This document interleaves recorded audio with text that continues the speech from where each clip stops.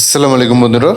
অবশেষে ফাইনাল সিদ্ধান্ত আসলো এবং শিক্ষামন্ত্রীর মন নরম করলো, কারণ অবশেষে সকল শিক্ষার্থীদের পাশের সুখবর দিল 2026 সালের এসএসসি যারা পরীক্ষার্থী রয়েছে তাদেরকে। কারণ কি জানেন আপনারা, এতদিনে সবাই একটাই বিষয় আবদার করেছিলেন যে এসএসসি 2026 যেন বাংলা এক মম ও দ্বিতীয় এবং ইংরেজি এক মম ও দ্বিতীয় পত্র মিলে পাশ হয়। ফাইনালি সেই সিদ্ধান্তই কিন্তু চূড়ান্ত হলো।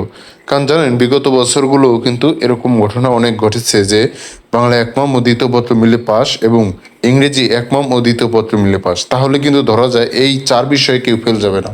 আর বিষয় কিন্তু মূলত এই চারটি, এছাড়া কিন্তু সবাই আশা করছি পাশ করবে। আর চারটি যদি এভাবে পাশ হয় তাহলে কিন্তু আশা করছি সবাই পাশ করবেন।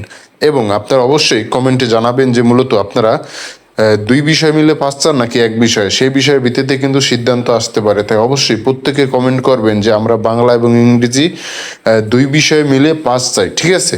এভাবে কমেন্ট করবেন। আর অবশ্যই আপনারা এই চ্যানেলটিকে সাবস্ক্রাইব করবেন, কারণ আপডেট ভিডিও সবার আগে শুধুমাত্র এই চ্যানেলে থাকে। সমস্ত আমাদের এডুকেশনাল বোর্ড বা এসএসসি নিউজ সবার আগে শুধুমাত্র এই চ্যানেলেই পাবেন।